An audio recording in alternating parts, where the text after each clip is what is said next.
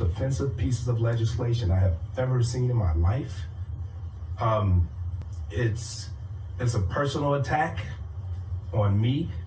It's a personal attack on people who look like me. I try to think of words to describe it, and the only word I can come up in my mind is this bill is complete bull. Well said. Kyle Rittenhouse, Travis McMichael, George Zimmerman. All three men claimed self-defense during their trials for the murder of innocent people, many of them black men, or in Zimmerman's case, a teenager.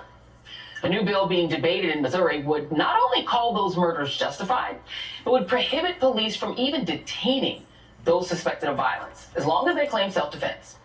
What's being dubbed by opponents as the Make Murder Legal Act would strengthen existing self-defense laws in the state by putting the burden of proof on prosecutors to disprove self-defense claims, something very difficult to do in cases where the only witness to a heinous crime could be the person who was killed.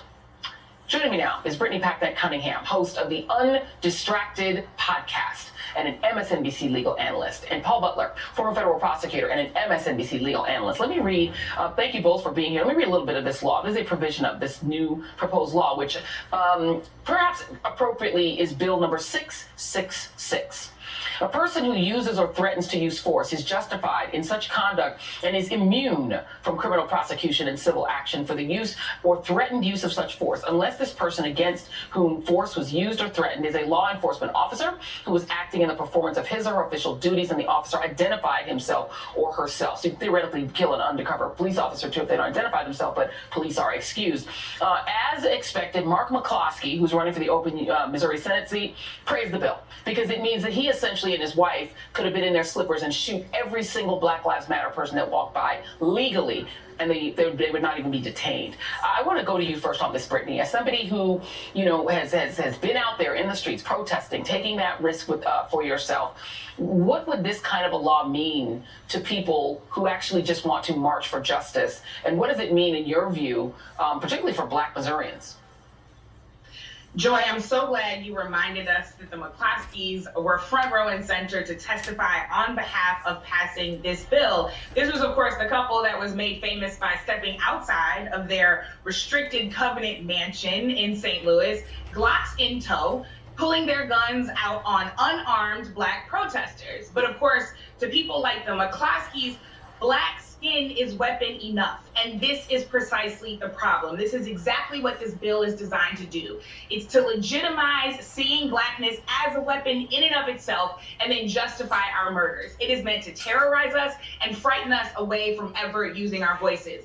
I also want to set the proper historical context because back in the day, by 1950, Missouri had the second highest number of lynchings outside of the Deep South. So when folks talk about making America great again, that's the kind of Missouri grand old tradition that they want to return to. They want to return to days when you could lynch or murder Black folks and there would be absolutely no retribution for it. That's not hyperbole. I'm telling you, as a Black Missourian and as a protester, that is reality.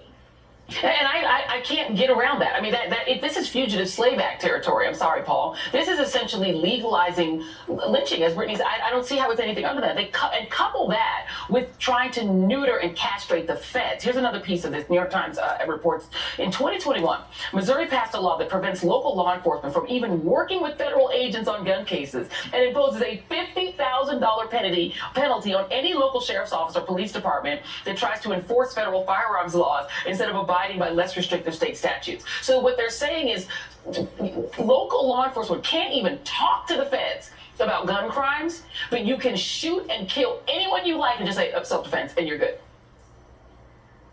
Yeah, this is like a stand your ground law on steroids, and it's like a gun rights for nuts law on steroids. It would allow murderers to go free and empower trigger-happy vigilantes like the McCloskeys and like Kyle Rittenhouse to shoot up Black Lives Matter protests. Under this law, Joy, anyone who kills in self-defense is presumed to have acted lawfully, except if you use self-defense against a police officer, then you still go to jail.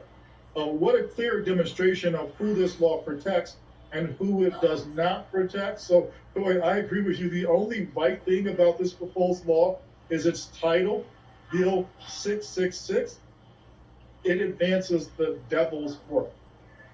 mean, it is a lynch law. Even police are not enthusiastic about it, Brittany, because yes, you can be arrested if you shoot a police officer, but that's only if they're self-identified and if they identify they were police officers. So again, if you're an undercover officer in Missouri, be aware that you can get shot too. But to set that aside for a moment, I wonder if you could just tease out a little bit more for us about Missouri, because you started something that I would love for you to continue.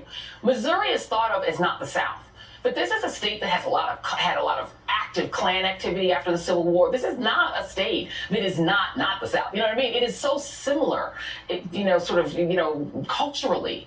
And I wonder just for Black Missourians, what does it mean to live in a state like that now?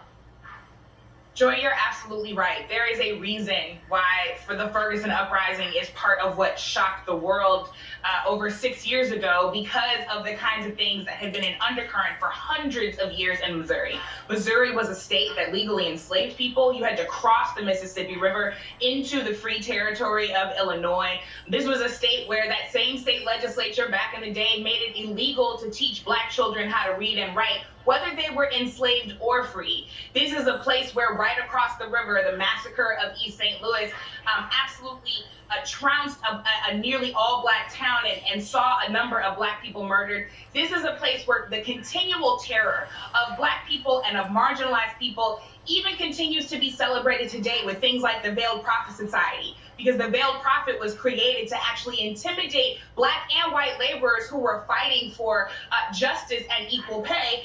And that is a society that still lasts today and has deeply racist roots. So these kinds of things are often not spoken about in a place like Missouri until the last few years, which, like we've seen across the entire country, we've seen folks stop being polite and, as they say, start getting real about their racism. Missouri, unfortunately, has been at the vanguard of that. And I'll bet you they're going to quickly make it illegal to teach any of what you just said in schools, because, that's the other trend, too, is to hide the past. And, Paul, on this, while we're talking about this, it is not just Missouri. Let's go to the officer, Jason Van Dyke, who killed Laquan McDonald in Chicago to go to another state in the Midwest. He's free. He left prison. He served less than half of his sentence. He is a free man as of today. You are on this very air, in this very hour, covering that. I wonder what you think of that. What such a brief time in prison for having killed a teenager. So, Joy, when judges sentence people, they're thinking about retribution, the idea that punishment should fit the crime, and deterrence, the idea that the sentence should send a message to anyone else that if you do this crime, you will do the time. 3 years for second-degree murder doesn't satisfy any of those objectives. Chicago's Mayor Rahm Emanuel bailed Laquan McDonald. Chicago's then head prosecutor bailed Laquan McDonald. Chicago's then police chief bailed Laquan McDonald. If there's any good news, is that they're all now out of office because of their dereliction of duty, but the criminal legal system is still failing Laquan McDonald. Yeah, everything old is new again in American history, which is why we need to know American history, whether Republicans want us to or not. Brittany Packnett Cunningham, thank you.